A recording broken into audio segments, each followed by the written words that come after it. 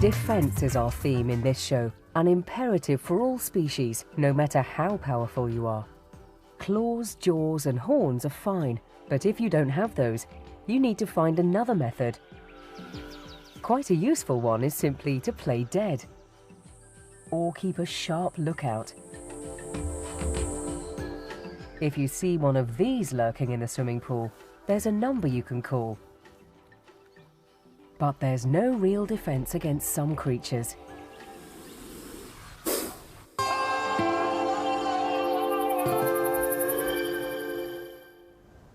We start, though, in East Africa, the immense bowl of the Ngorongoro crater. There's no longer any volcanic activity here, but predators are very active, and nothing survives unless it can defend itself. Cape buffalo gather here in large herds. They can number more than 300 individuals. For most of the year, the males live in small bachelor groups. Equipped with massive horns, they only join the main herd when the breeding season starts in October. This is when the females give birth, and when all the adults become specially protective. And this is why a lioness is watching. And so are the rest of her pride. Lions are the only species of cats that often hunt in groups. This means they can attack prey much larger than themselves, no matter how well defended it might be.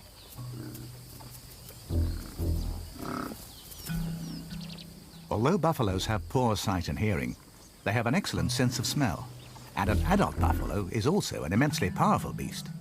It can disembowel a lion with one thrust of its horns, or even trample it to death. The lions know this, and they approach with great caution.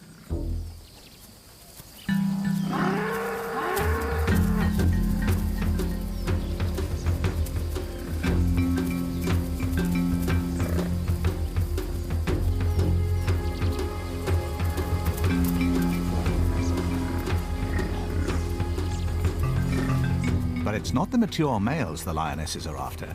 It's any vulnerable individual who might get isolated, or a newborn calf.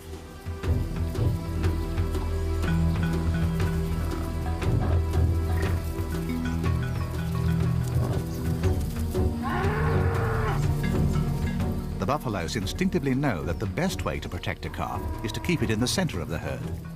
And the lions know that the best way to break up a herd is to charge it again and again.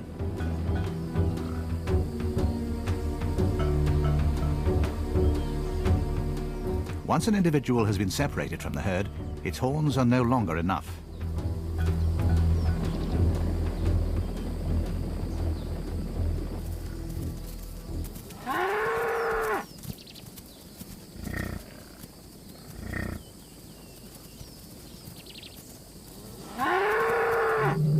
The lionesses close in from all sides. Keeping clear of the horns, they finally attack from the rear, which is no longer protected by the herd.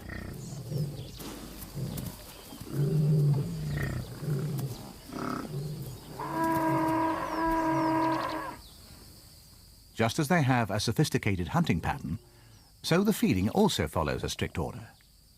The males feed first, followed by the lionesses and the cubs.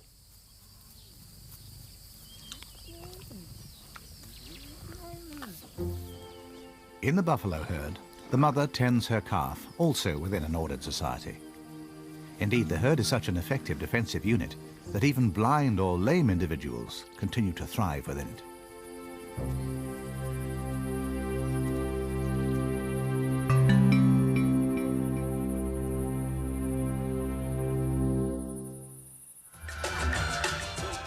Did you know that hatchetfish of the Amazon defend themselves in an extraordinary way? And when danger approaches, in the shape of the two canary fish, they literally take to the air. And did you know that the black and white moth caterpillar escapes its ant predators by lowering itself from its threatened branch on a fine silken thread? Yes, you've got to escape any way you can, up or down, but another method of defense is simply to bluff and make yourself look bigger than you are.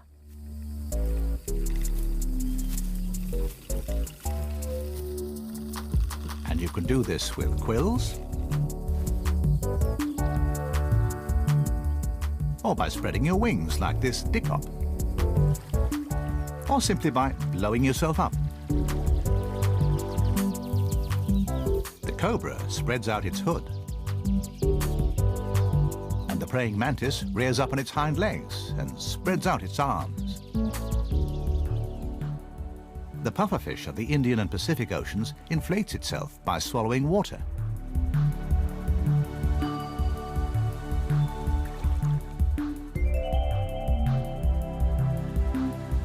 So that by the time it encounters a group of hungry sea lions, it's round as a football and bristling with poisonous spikes. Definitely not an appetizing meal.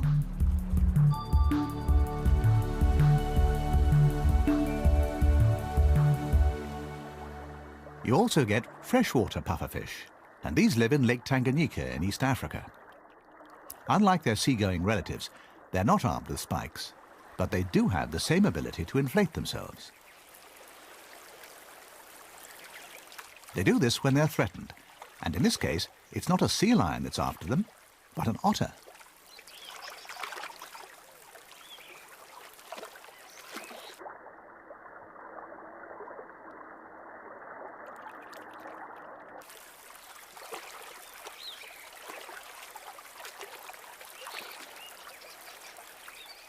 Instead of swallowing water, they swallow air, and so make it difficult for the otter to grab hold of them.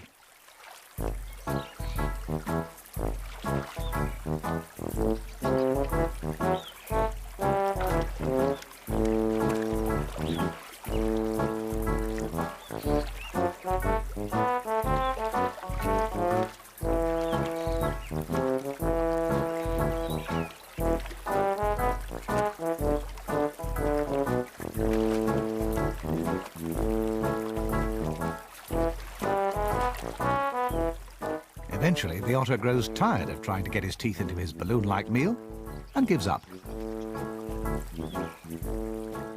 And with a splutter of bubbles, the pufferfish reduces himself to normal size and swims away.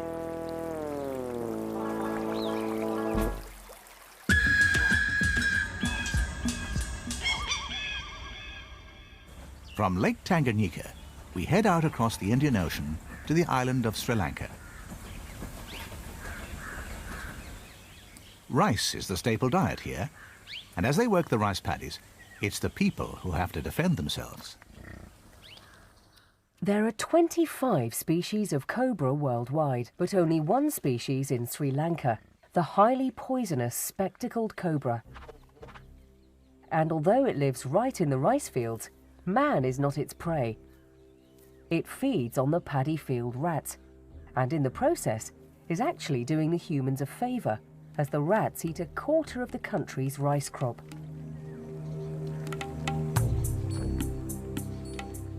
There are receptors on the tip of the cobra's tongue that enable it to taste chemicals in the air and in the ground, and in this way it can follow the scent of the rat through both mud and water.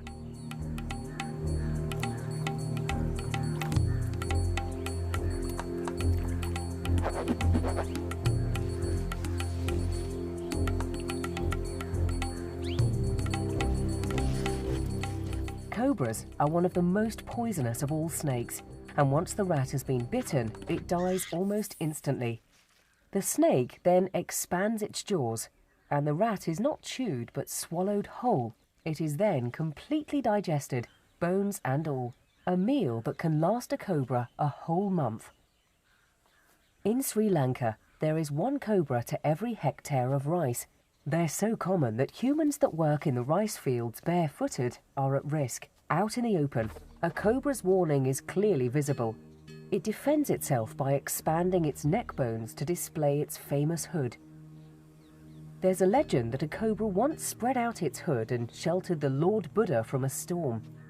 In gratitude, the Buddha laid 2 fingers on the cobra neck, and this mark remains today as a special sign of the Buddha's favour.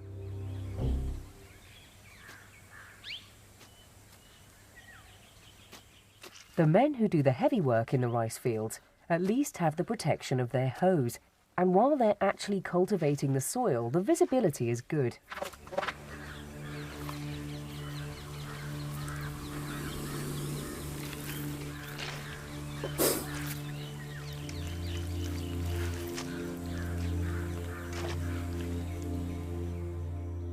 But it is the women who weed and then harvest the crop. And for them, the cobras concealed in the growing rice are a real hazard.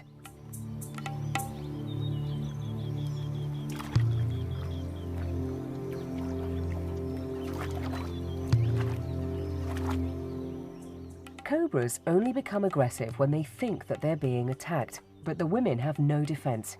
Every year, over 2,000 people are bitten by spectacled cobras, and over 200 die.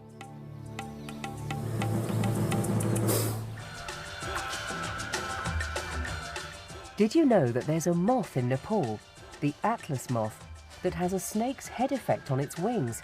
There's its dark eye and mouth. And it uses this to scare predators away.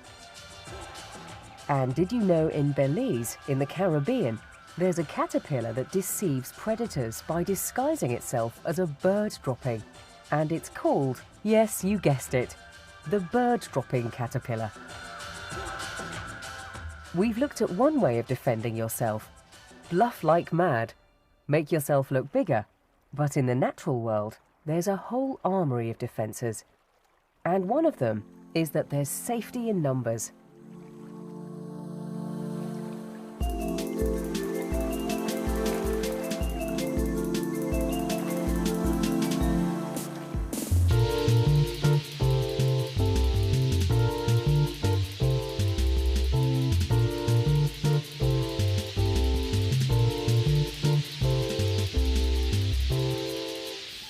And the numbers don't have to refer to individual animals. It's thought that zebras confuse their predators by the baffling variety of their stripes. Some creatures hide behind a layer of needle-sharp spines.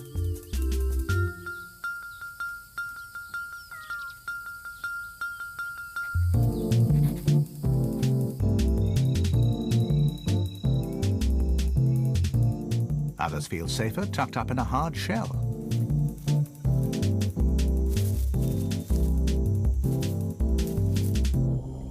Camouflage has always been a part of the battle for survival.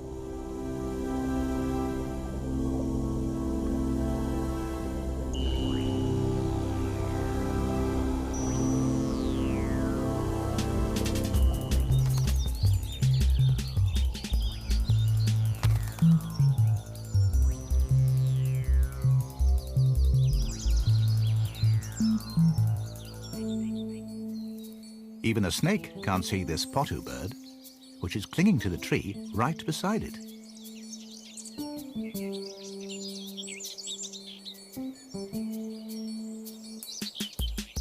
And which is the stick, and which the insect.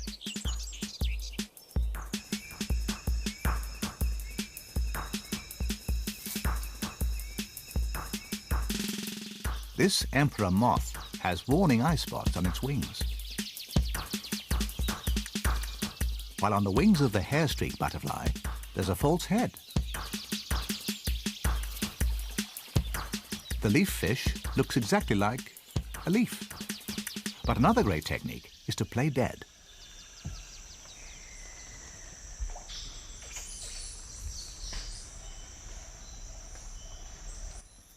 The tarantula releases a cloud of eye-aggravating hairs.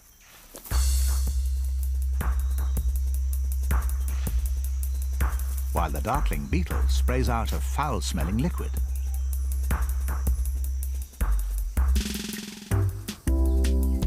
In fact, nasty smells are perhaps the ultimate deterrent, and the expert at that is the skunk. His underwater equivalent is the octopus, although the octopus and the sea hare use ink for their chemical defense.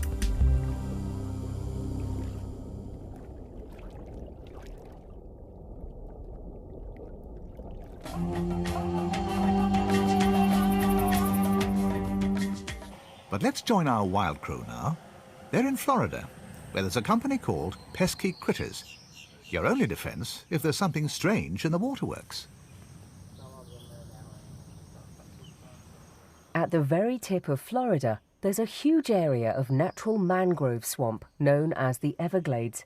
The residential areas of Miami, which reach right to the edge of it, are drained by many canals and lakes. And it's here on these suburban waterways that our crew have set up their camera.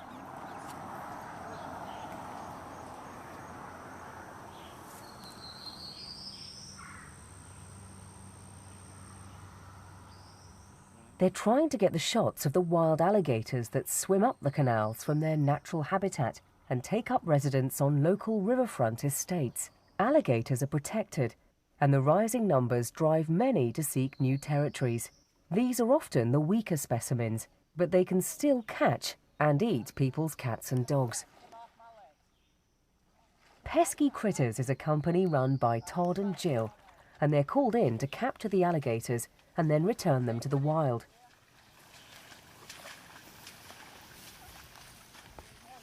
This alligator has been lured close by a tempting bit of bait, close enough to be filmed as he's brought onto dry land. To protect the handlers, its jaws are then fastened together with adhesive. Alligators breathe through their nostrils, so the tape doesn't harm them at all. And this is what one Miami resident saw as he was about to take a swim in his private pool.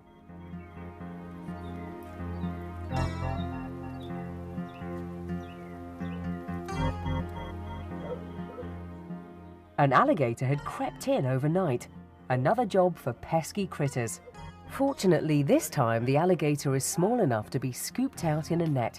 Imagine if he'd grown full size. They can grow up to 6 meters in length. Alright, you got some tape? Where's your tape? This one might be small, but it still packs a powerful bite. And once again, its dangerous jaws are taped up. No nipping a passing cameraman. He's not going to be destroyed, is he? No, these little ones we still let go. And then tape it. Grab his head and get his mouth and I'll take it. Right, one more shot. Stay there, folks. In the crouch position. You're just in there. How's that? Well, you want to touch it?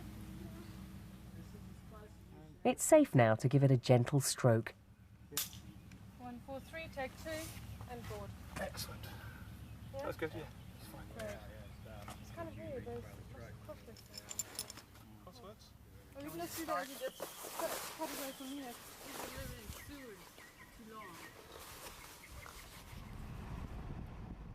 The final sequence in this Wild Crew documentary is to follow Todd and Jill as they find a suitable release site. The canals that drain into the Everglades are ideal, but they must be far enough away from any human habitation so the alligator will swim out into the wilderness and not return to the swimming pool.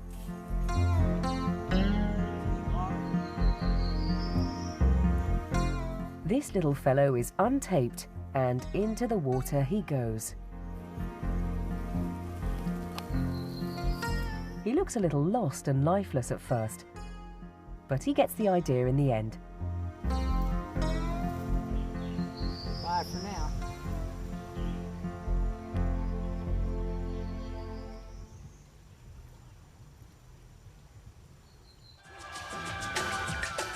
Did you know that a lizard will shed its tail to escape a predator? Better to lose your tail to a scorpion than lose your life. The tail anyway soon grows back.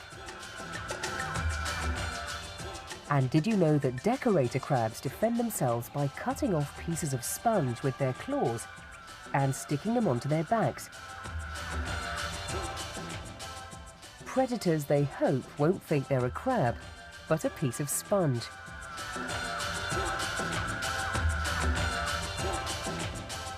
Finally, we head south for an animal that posts its own sentries and has its very own site on the internet. The Kalahari Desert in southern Africa doesn't look a very hospitable place. It is, however, rich in wildlife, and one of its inhabitants that's acquired a worldwide following is the meerkat. In hilly terrain, meerkats make their homes in rock crevices. But here, in these sandy plains, they dig burrows where they live in large family groups of between 20 and 40 individuals. A litter usually comprises between 2 and 5 kits, as the kittens are called. They're born blind, but soon develop an excellent sense of sight and smell. It's cold at night, and they snuggle together for warmth. But it's warm outside in the sunlight, and it's here that the youngsters play together, nip each other for fun, and learn the defensive skills that all highly social animals need if they're to survive.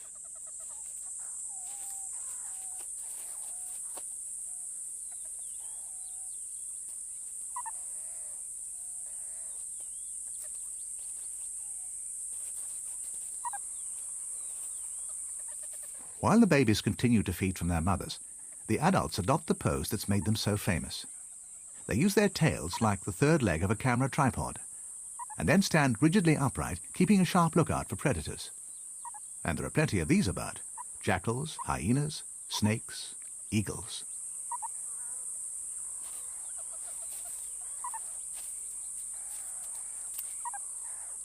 Meerkats are highly intelligent animals and make use of every vantage point in their territory.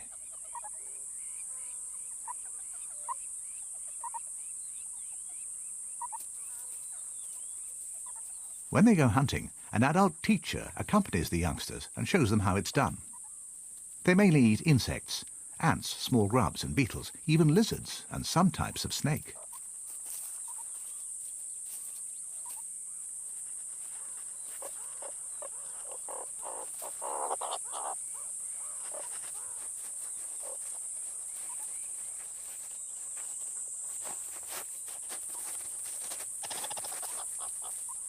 And soon they know exactly where to look for their favourite snack, a scorpion.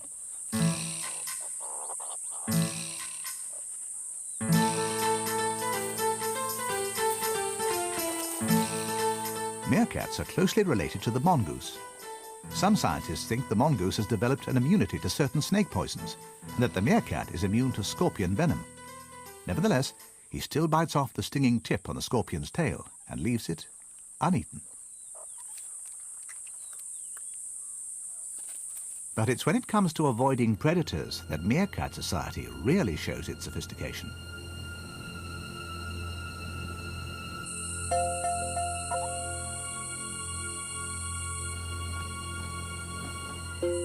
Each colony has babysitters who remain near the den and keep the youngsters out of trouble. And then there are the sentries who bark out a warning when they spy danger. This time it's a martial eagle.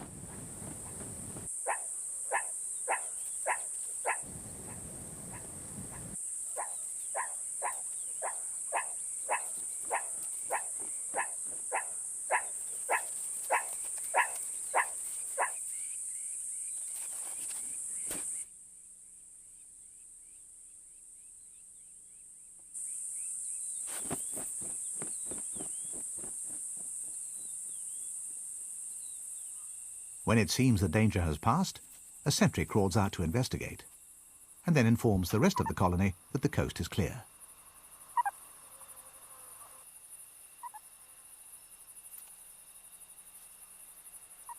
And the others soon follow. Meerkats are a tasty meal for many predators, and they instinctively know that their most effective form of defense is teamwork, and they've developed it to a high degree. While hunting, they make purring sounds to keep in contact. At least 10 different signals have been recorded, and there are specialized calls for just about everything. Their territory can cover several square kilometers, and no matter what the weather, one watchful sentry always remains on duty.